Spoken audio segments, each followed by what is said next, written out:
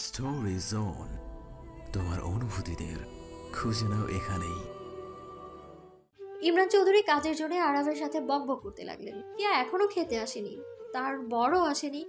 ইশরাত চৌধুরী তো বারবার টিপকে কথা শোনাচ্ছে, কিন্তু টিপ কিছুই বলছে না, চুপ করে আছে। কিছুক্ষণ পর কেয়া ও তার বর রনিত এলো।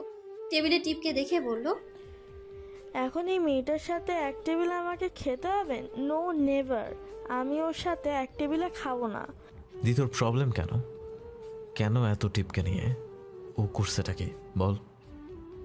ইশরাত চৌধুরী মেয়ের না খাবার কথা শুনে বলল, যার জন্য আমার মেয়ে খাবে না বলেছে তার সাথে আমিও খেতে পারবো না। বলেই উঠে যায়। মা, তোমাকে এত বোঝানোর পরও লিটারেলি তোমাদের বলার আর কিছু নাই। আরাব হাত মুঠো করে চুপ করে আছে। এবার ইমরান চৌধুরী রেগে গিয়ে বলল, টিপ, আমার বৌমা এই বাড়ির বউ। কেয়া, ও তোর ভাইয়ের বউ। তুই ওর সাথে এভাবে কথা বলতে পারিস না। ভাইয়ের বউ মাই ফুট। টিপ ছলো ছলো চোখে টেবিল থেকে উঠে বলল, খেয়াদি, আমি উঠে যাচ্ছি, তুমি বসো। কে তোমার দি? আমি তোমার দি না, বুঝছো? তোমার কোনো যোগ্যতা নেই আমাকে দি বলার। টিপ উঠে চলে যায়। টিপকে উঠে যেতে দেখে আরাব উঠে চলে যায়। একে একে ইমরান চৌধুরী ও ইশরাও চলে যায়। আরাব রুমে গিয়ে দেখে টিপ বারান্দায় দাঁড়িয়ে আছে। হাওয়াতে টিপের চুলগুলো ভাসছে, শাড়ির আঁচলটাও হালকা হালকা দুলছে। আরাব গিয়ে পেছন থেকে বলল, সরি টিপ, আমার ফ্যামিলির হয়ে তোমার কাছে আমি ক্ষমা চাইছি। জানি তোমার খুব কষ্ট হচ্ছে, আর কষ্ট হওয়ারই কথা। আমার মা বোন তোমার সাথে যা করেছে, আমি সত্যি খুব লজ্জিত টিপ, প্লিজ। টিপ আরাবের দিকে ঘুরে বলল, স্যার, কি করছেন আপনি? আমি মোটেও কষ্ট পাইনি। দেখুন, আমি হাসছি। আমার এসব শুনে অভ্যাস আছে। আপনি প্লিজ এমন করবেন না। আরাব টিপের দিকে একভাবে তাকিয়ে থেকে বলল। এসো আমার সাথে। টিপ অবাক চোখে তাকিয়ে বলল, কোথায়? আরে এসো না। আরাব টানতে টানতে টিপকে নিয়ে গেল। গাড়িতে উঠে টিপ আবারও বলল, স্যার, আমরা কোথায় যাচ্ছি? চুপ করে থাকো না। ওকে। টিপ লক্ষ্মী মেয়ের মতো বসে থাকলো। কিছুক্ষণ পর আরাফ টিপকে হাওড়া ব্রিজের নিচে নিয়ে এলো, গঙ্গা নদীর তীরে। দারুণ হাওয়া দিচ্ছে, এক অন্যরকম দৃশ্য। আরাফ টিপের হাত ধরে নিজের পাশে বসিয়ে দিল আর বলল,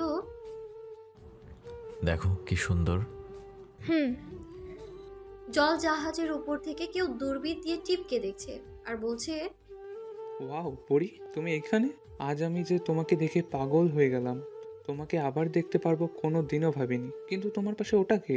সে যাই হোক না কেন, তুমি শুধুই আমার পরি। তোমার আর আমার মাঝে কেউ আসতে পারবে না।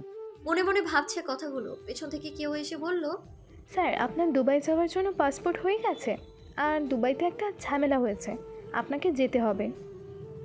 না, ওটা নিককে সামলে নিতে পারো। আর নিককে ফোন করে বলে দাও আমার যেতে এখন দেরি হবে, আর বৃষ্টি হবে। জাহাজ নদীর তীরে নিয়ে যাও, আমি হোটেলে যাব। Okay sir. মেয়েটা চলে গেল। এই দুপুরবেলা মেঘলা আকাশে কালো ঘন মেঘ আছে, তবে এখনো বৃষ্টি হয়নি। হবে হবে করছে। হঠাৎ খুব জোরে বৃষ্টি নামলো। আরাব টিপের হাত ধরে একটা বড় গাছের নিচে নিয়ে গেল। টিপ আর আরাব পুরো ভিজে গিয়েছে। টিপ চুলগুলো হাত দিয়ে ছেড়ে নিচ্ছে। আরাবের চুল বেয়ে এক ফোঁটা দু ফোঁটা করে পানি পড়ছে। টিপ আরাবের দিকে তাকিয়ে বলল, স্যার, এবার বাড়ি চলুন। তোমার মন ভালো হয়েছে? হুম, হয়েছে। চলো কিছু খাবো আগে, তারপর বাড়ি যাব। আচ্ছা। টিপ যেতে নেয়, অমনি পড়ে যেতেই আরাব পেছন থেকে টিপের কোমর ধরে ওকে পড়া থেকে বাঁচিয়ে নেয়। টিপ হাতের স্পর্শ পেয়ে শিউরে উঠল। আরাব হাতটা চট করে সরিয়ে নিয়ে বলল, দেখে চলো। হুম। টিপ আর আরাব গাড়িতে বসে। এখনো মুষলধারে বৃষ্টি হচ্ছে, দুজনে পুরো ভিজে গিয়েছে। টিপ অন্যদিকে মুখ করে বসে আছে। আরাব আপন মনে ড্রাইভ করছে। টিপ শয়তানি হাসি দিয়ে মনে মনে বলল, এভাবে চুপ তোকে মানায় না টিপ। ये शैतानी दिमाग में एक तूफानी आइडिया आया। টিপ আমতা আমতা করে বলল, স্যার, আপনার কি নাফিসের সাথে বিয়ে করার ইচ্ছা ছিল না? টিপের কথা শুনে ব্রেক কষে অবাক হয়ে তাকায়। আরাব কি বলবে বুঝতে পারছে না, তাও প্রশ্নবোধক দৃষ্টিতে টিপের দিকে তাকিয়ে বলল, হঠাৎ এই প্রশ্ন? না মানে জানতে ইচ্ছে করলো। আপনি তো বেশ খুশি আছেন, বিয়ে ভাঙার কষ্ট তো আপনার মধ্যে দেখতে পাই না। মানে কারো বিয়ে ভেঙে গেলে তো তার কষ্ট হওয়ার কথা, কিন্তু আপনাকে দেখে কেউ বলবে যে আপনার বউ আপনাকে ছেড়ে চলে গেছে? আমার বিয়ে কে ভেঙেছে? একটা রাক্ষসী, আর সেই রাক্ষসী এখন আমার নিজের ঘাড়ে উঠে এসেছে। কি আর করব, কপালে লেখা ছিল আজ তো একটা শাকচুন্নি আমার বউ হবে, আর সেটাই জুটেছ তুমি। কি আমি শাকচুন্নি? না তো, কে আমি? আপনি একটা ছাগল। হ্যাঁ ছাগল। তোমার মতো এত ঝগড়াটে তো না। কি আমি ঝগড়াটে? আপনি ঝগড়াটে, রাক্ষস কোথাকার, আফ্রিকার গন্ডার। এবার মাথায় না সত্যি একটা তার কাটা আছে, তা নাহলে এরকম হয়? আরে কবে থেকে নামবে এই মেয়ে আমার ঘর থেকে?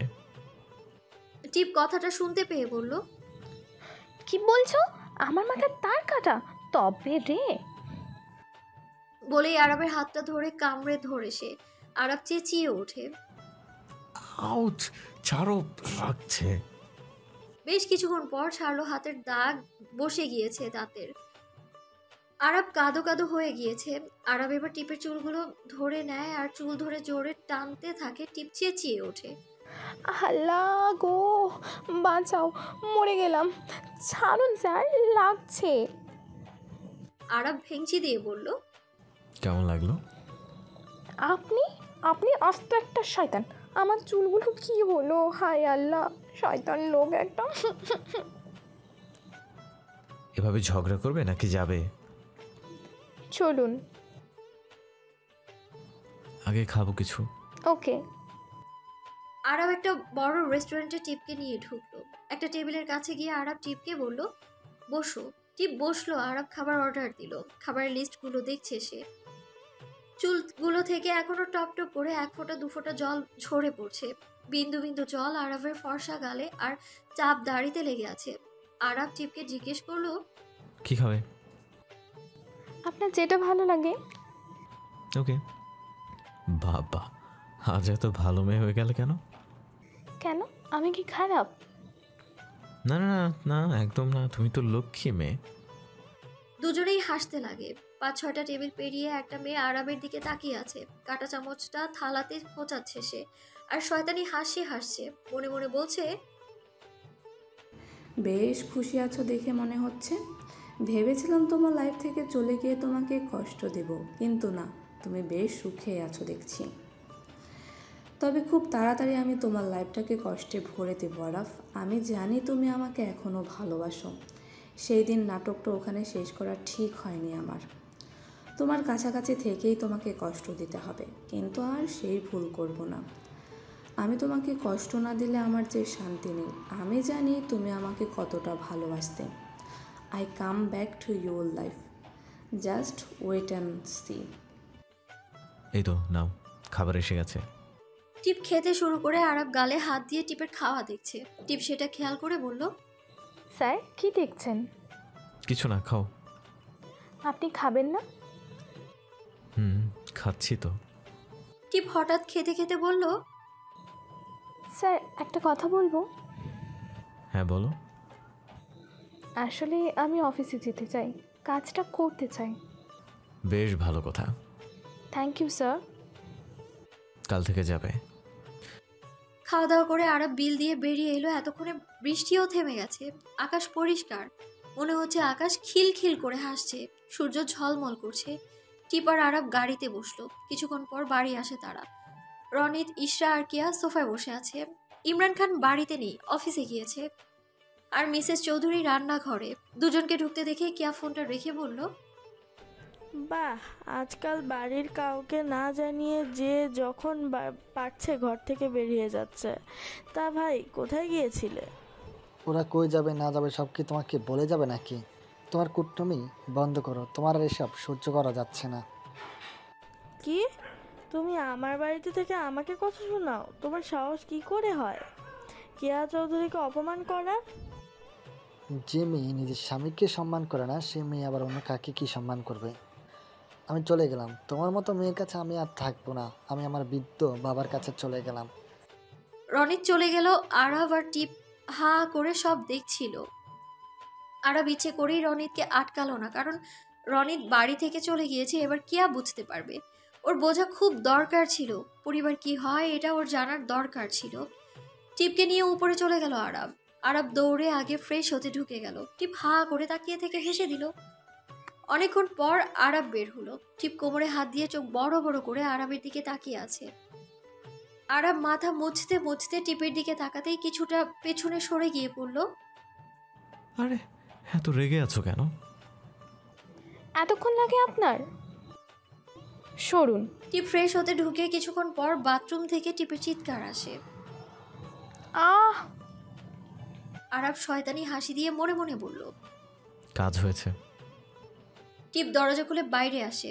আরব ওকে দেখে হাসতে হাসতে গড়াগড়ি খাচ্ছে বিছানায়, পুরো চুলে গোবরে ভর্তি। টিপের চুলগুলোতে গোবর লেগে আছে। টিপ রেগে আরবের দিকে তাকিয়ে আছে। আরব দাঁত বের করে হা হা করে হাসছে। টিপ আরো রেগে জ্বলে ওঠে। আরবের দিকে এক পা দুপা করে এগোচ্ছে সে। আরব টিপকে দেখে বেশ ভয় পেয়ে গেল। টিপ প্রচুর রেগে গেছে দেখেই বোঝা যাচ্ছে। টিপ আরবের দিকে এগিয়ে গিয়ে নিজের চুলে থেকে গোবর নিয়ে আরবের মুখে ছুঁড়ে মারলো।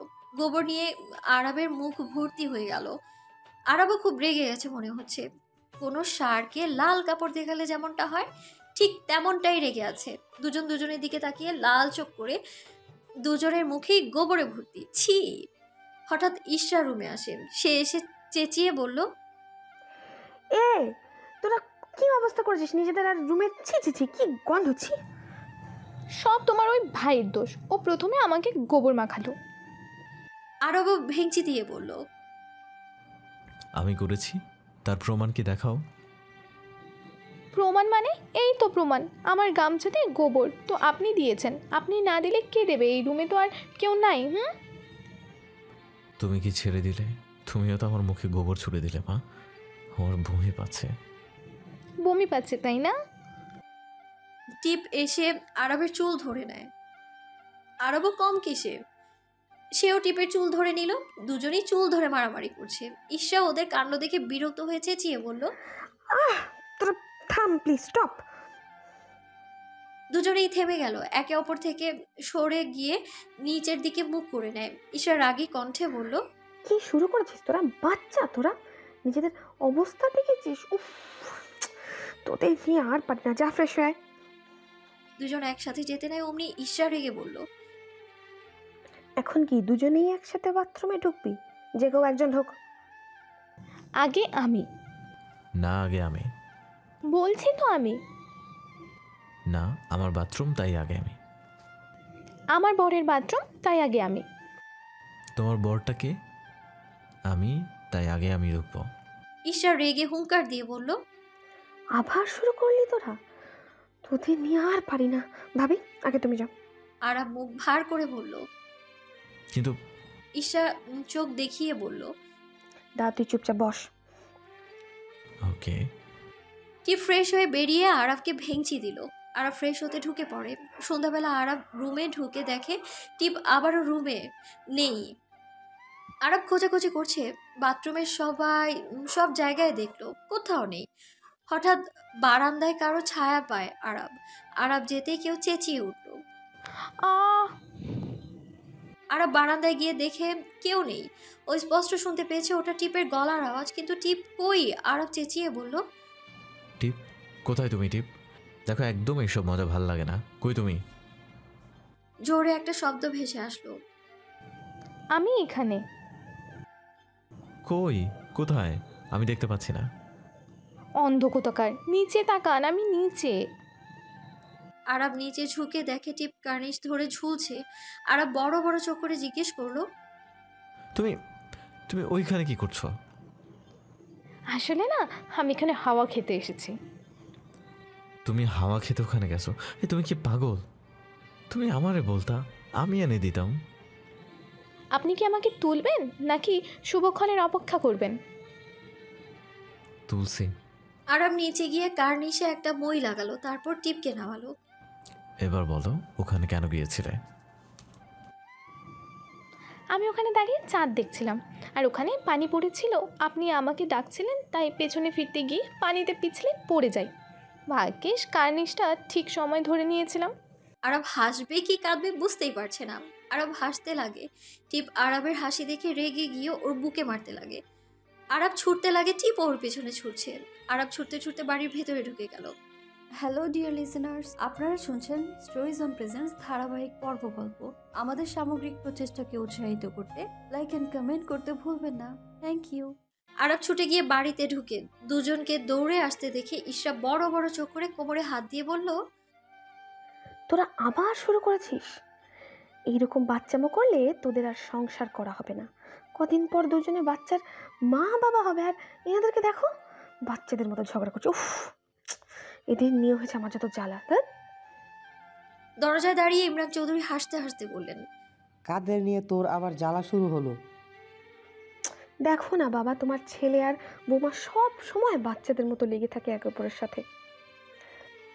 ঈশার কথা শুনে ইমরান চৌধুরী হাসতে লাগলেন। আরব মাথা চুলকে উপরে চলে গেল। সন্ধ্যা 7টা বাজে। ঈশা আর টিপ টিভিতে সিনেমা দেখছে। আরব সিঁড়ি দিয়ে নামতে নামতে দেখলো ঈশা আর টিপ কিছু খাচ্ছে আর টিভি দেখছে। ব্যাস, ওর বদমাইশি শুরু হয়ে গেল। ওদের কাছে গিয়ে সোফায় বসে টিপের দিকে বড় বড় চোখ করে তাকিয়ে বলল, এই টিপ, তুমি কাঁদছো কেন? টিপ চোখের পানি মুছে বলল, সিনেমার নায়িকাটা মরে গেল। সরম তেরি কসম, বাবা কি সিনেমা? সিনেমা দেখে কান্না। আপনি একটা লাল বান্দর, সব সময় মজা। এইসব কি কথা? হ্যাঁ, আরব হাসতে লাগে আবার। তোদের জন্য আমি শান্তিতে একটু সিনেমাও দেখতে পাবো না নাকি বলতো? সব সময়ই ঝগড়া। ডাকবো বাবাকে? দুজনেই জোরে চেঁচিয়ে ওঠে না বলে। ঈশা ভ্রু কুচকে বলল, তাহলে চুপ করে সিনেমা দেখ। দুজনকেই বলল ওকে। সিনেমা দেখে রাত 11টায় খাওয়া দাওয়া শেষ করে টিপ আরবের রুমে আসে। ইন দুবাই একজন হ্যান্ডসাম ছেলে বসে আছে একটা বড় চেয়ারে। ফর্সা চাপদারি চুলগুলো হাওয়ায় উঠছে, বারবার চোখে পড়ছে কোট প্যান্ট পরে আছে। পাশে অনেকগুলো গুন্ডা টাইপের লোক দাঁড়িয়ে আছে বন্দুক নিয়ে। আর ছেলেটার পায়ের নিচে মাথা নিচু করে হাত জোর করে বসে আছে একজন ছেলে। আমাকে প্লিজ ছেড়ে দিন, আমি আর কখনো আপনার বোনের দিকে নজর দেব না, বিশ্বাস করুন। ছেলেটা বন্দুকটাকে ছেলেটার মাথায় রেখে বলল, আমি কাউকে ক্ষমা করি না, আমার বোনের দিকে যে তাকাবে তাকে মরতেই হবে। বলেই ছেলেটার মাথায় গুলি চালিয়ে দিল। লোকটা ছটফট করতে করতে মাটিতে লুটিয়ে পড়ল। পাশে থাকা গুন্ডা টাইপের লোকগুলো এসে লোকটাকে তুলে নিয়ে চলে যায়। ছেলেটা ফোন নিয়ে ফেসবুক করতে লাগে। হঠাৎ একটা ছবি দেখে সে থমকে গেল আর হাঁ করে তাকিয়ে আছে। এটা সাজেশনে এসেছে, সব যাচাই করার জন্য টাইম লাইনে ঢুকলো। দেখলো আইডিটা পাবলিক করা আছে।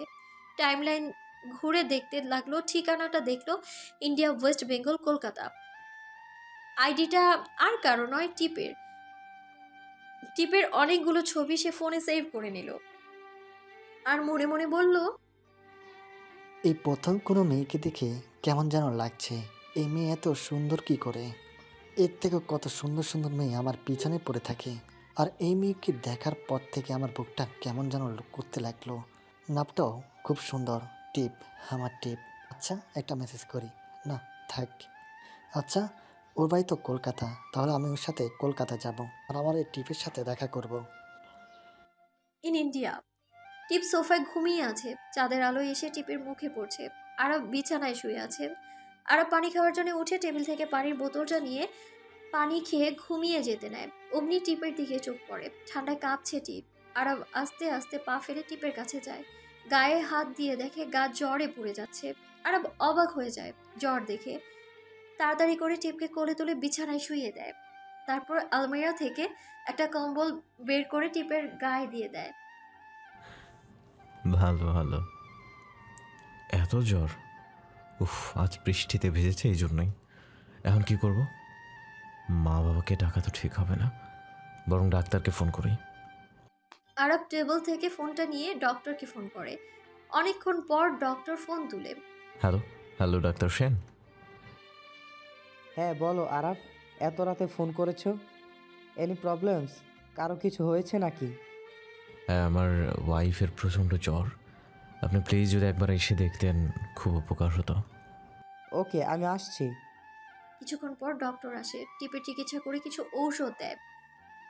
এই ওষুধগুলো খাওয়ালে সকালের মধ্যেই জ্বর সেরে যাবে। Thank you doctor. আরাব ডক্টরকে বাড়ির বাইরে পর্যন্ত পৌঁছে দিয়ে আসে। রুমে এসে দরজাটা লাগিয়ে টিপের পাশে বসে সে মাথায় হাত বুলিয়ে দেয়। তারপর টিপকে উঠিয়ে ঔষধ খাইয়ে আবার শুইয়ে দেয়। কপালে জলপট্টি দিতে থাকে বারবার। সকালবেলা ঘুম থেকে উঠে টিপ দেখে আরাব ওর পায়ের নিচে মাথা দিয়ে বসে ঘুমিয়ে আছে। টিপ উঠে আরাবের পাশে বসে, তখনই আরাবের ঘুমটা ভেঙে যায়। সামনে টিপকে দেখে বলল, তুমি উঠে গেছো? শরীর কেমন আছে এখন? জ্বর নাই তো? টিপের কপালে হাত দিয়ে দেখলো জ্বর আছে কিনা। টিপ মুচকি হেসে বলল, ঠিক আছে, আপনি উঠুন, ফ্রেশ হয়ে আসুন। আরাব ফ্রেশ হতে যায়। ফ্রেশ হয়ে বেরিয়ে দেখে টিপ খুব চিন্তিত হয়ে কাকে যেন একটা ফোন করছে। আরাব মাথা মুছতে মুছতে টিপের কাছে গিয়ে বলল, টিপ, এনি প্রবলেম? এত চিন্তিত দেখাচ্ছে কেন তোমাকে? আসলে আবিরকে সকাল থেকে ফোন করছি, কিন্তু ওর ফোন অফ আসছে, খুব চিন্তা হচ্ছে। তুমি ফ্রেশ হয়ে এসো, আমি দেখছি। ওকে। টিপ ফ্রেশ হয়ে বেরিয়ে দেখে আরাব রুমে নেই। টিপ নিচে যায়, দেখে আরাব ইশারার সাথে কিছু একটা নিয়ে কথা বলছে। টিপ গিয়ে বলল, বলছি আবিরের কোনো খবর পেলেন? তোমার জন্য একটা সারপ্রাইজ আছে। কি? ওয়েট, কই, ভেতরে এসো। আবির ভেতরে আসে। টিপ আবিরকে দেখে দৌড়ে গিয়ে জড়িয়ে ধরে আর কেঁদে দেয়। ফোন কেন অফ তোর? জানিস আমার কত চিন্তা হচ্ছিল। কি করব, হসপিটালে ছিলাম তো, দাদা তোমাকে বলেনি? টিপ অবাক হয়ে বলল, হসপিটালে? সার্জারির জন্য। টিপ কেঁদে দেয় আর আবিরের দুই গালে হাত দিয়ে কপালে চুমু খেয়ে বলল, তুই ঠিক হয়ে গেছিস? হ্যাঁ দিদি। আসলে তোমাকে সারপ্রাইজ দিতে চেয়েছিলাম। ওর যে কিডনিটা নষ্ট হয়ে গেছিল সেটা বাদ দিয়ে নতুন একটা কিডনি দেওয়া হয়েছে। একজন বৃদ্ধ মারা যাওয়ার সময় ওনার কিডনিটা আবিরকে দিয়ে গেছে। আচ্ছা ওসব থাক, এখন শোনো। এখন টিপ, ওর এখন কদিন ভালো করে খেয়াল রাখো। আজ থেকে ও আমাদের বাড়িতেই থাকবে। এতক্ষণ ঈশ্বর রান্না করেছিল। বাইরে এসে আবিরকে দেখে চমকে গেল। তুমি মানে এটা তোমার বাড়ি? টিপ আর আরব একবার একে অপরের দিকে তাকিয়ে এবার দুজনের দিকে তাকালো।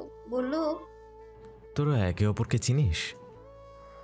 আমরা একই স্কুলে পড়ি আর একই ক্লাসে। আবির, এতদিন তুই বলিসনি তো তোর মেয়ে বন্ধু আছে? আবির আমতা আমতা করে বলল, না মানে দিদি, আমি ভুলে গিয়েছিলাম। ও তাই? আরব একটু গম্ভীর গলায় বলল, ওকে, এখন ছাড়ো, রেস্টের দরকার ওর। আবিরকে নিয়ে টিপ রুমে যায়। পরের দিন সকালে টিপ ঘুম থেকে উঠে ফ্রেশ হয়ে সবার জন্য ব্রেকফাস্ট তৈরি করে। টেবিলে সাজাচ্ছে সে। এর মধ্যে কিয়া টেবিলে এসে বসলো। কিয়াকে দেখে টিপ বলল, দি, তোমাকে কি দেব বলো?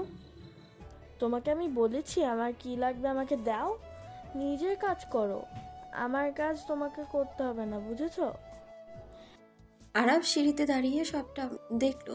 আরব টেবিলে এসে টিপকে বলল, টিপ, তুমি রেডি তো? আমি তো রেডি।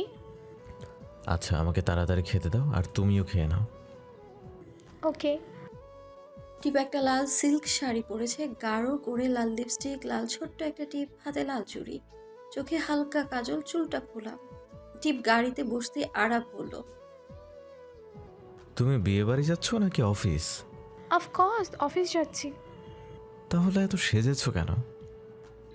কেন? আমি সাজতে ভালোবাসি, তাই তাতে আপনার কি? বেশি বোকা তুমি। লিপস্টিক মুছে ফেলো তাড়াতাড়ি।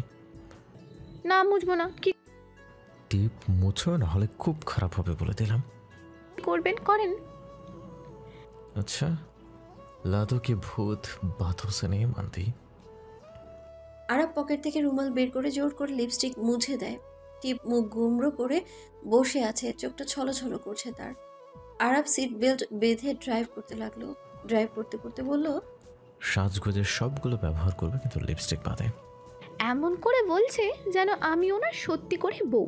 দেখুন, একদম আমার উপর হুকুম করতে আসবেন না। আমার যেমন খুশি আমি তেমন সাজবো।